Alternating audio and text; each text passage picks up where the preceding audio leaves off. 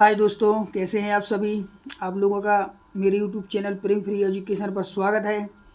और आज हम पढ़ने वाले हैं फिगर ऑफ स्पीच का एक आज बहुत ही इम्पोर्टेंट फिगर ऑफ स्पीच जिसका नाम है आयरनी। आयरनी को अपन मजाक भी बोल सकते हैं।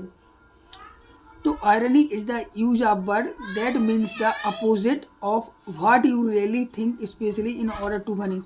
मतलब आप जो भी सोचते हैं उसका जस्ट अपोजिट बोला जाता है कि आप क्या सोच रहे हो कि हाँ वो मुझसे ऐसी बात करेगा, लेकिन वो उसके जस्ट अपोजिट बात करता है फनी के रूप में, एक मजाक के रूप में।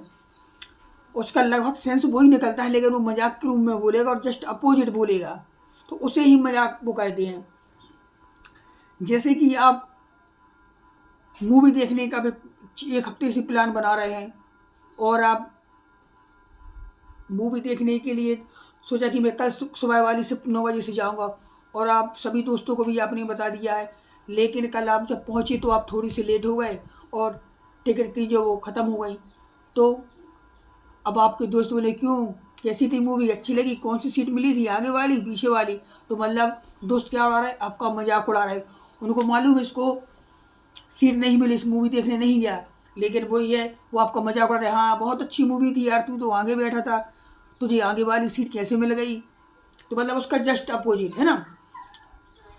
तो a form of humour that shows you mean the opposite of what you से। तो जो भी लोग कहते हैं या जो भी तुम कहते हो, तो उसका जस्ट अपोजिट उसका मीनिंग निकलता है। अपोजिट वे से बोलते हैं, उसका जो मीनिंग होता है उसका अपोजिट वे से बोलते हैं। जैसे आप यहाँ देखिए क्या हो गया है कि doctor Prakash Sharma smoke a pack of cigarette a day. जो डॉक्टर प्रकाश शर्मा है वो एक दिन में पूरा सिगरेट का पैकेट पी जाते हैं। अब आप बताइए कि अगर डॉक्टर ही सिगरेट का एक पैकेट पीने लगेगा तो वो दूसरों को सलाह क्या देगा और उसके स्वास्थ्य में क्या असर पड़ेगा। लेकिन प्रकाश शर्मा तो पी रहे हैं भैया, उनके पैसे हैं, कौन रोक सकता है। तो ये आयरनी है। अब अब मानो कि अपना पड़ोसी का बच्चा फेल हो गया है, तो वो घर सोच के कैसे जा रहा है कि मेरे पापा मुझे डांटेंगे कि नालायक गधे तू पता नहीं फेल हो गया।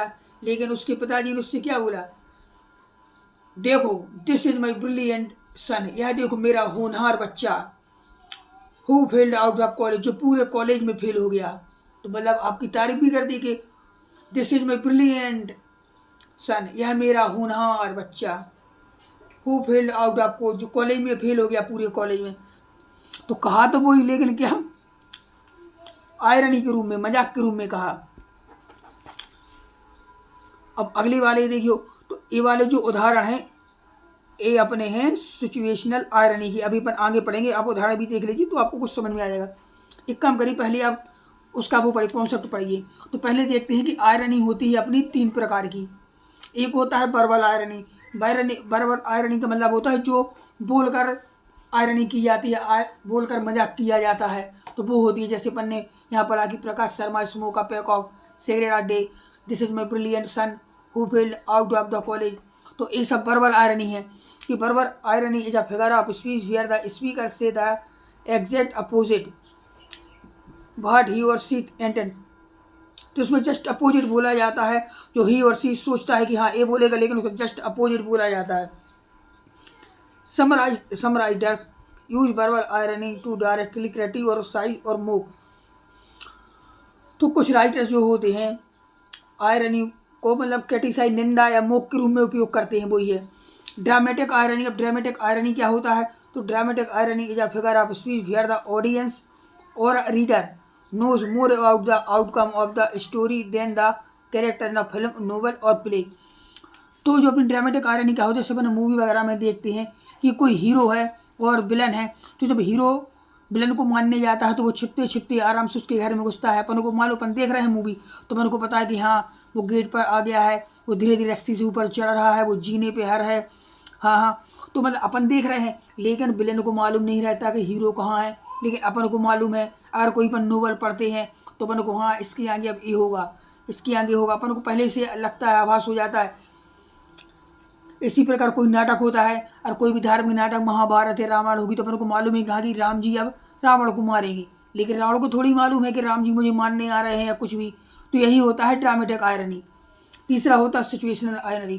तो situational irony is where is deviance from what is own except from the situation.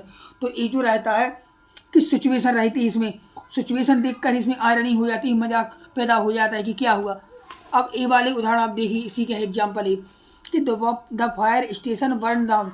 ये सब सिचुएशनल आयरनी के हैं कि जो फायर स्टेशन है, मतलब आग बुझाने वाली स्टेशन होती है, अरे उसी में आग लग गई, तो अब वो लोगों की आग कैसे बुझाएगा, बताओ, उसी में आग लग गई। The police station boy road.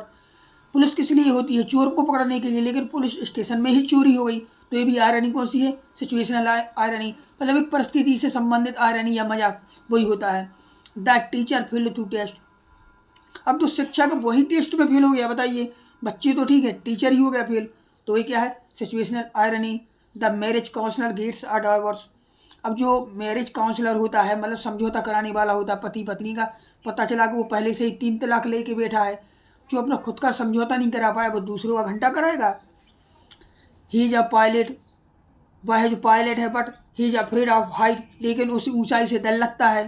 बताइए, अगर एक तो पायलट है, पायलट का मतलब क्या होता है, ऊंचाई पे ही तो एरोप्लेन उड़ना है, लेकिन उसे ऊंचाई से डर लगता है, तो ये क्या है, अपनी सिचुएशनल आयरनी है।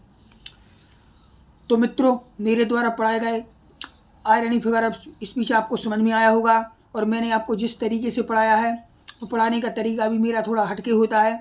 तो मित्रों, अगर मेरा द्वारा पढ़ाया गया वीडियो आपको पसंद आते हैं और अच्छे लगते हैं, तो मेरे वीडियो को लाइक करें और मेरे यूट्यूब चैनल को कृपया सब्सक्राइब करें। Okay, thank you.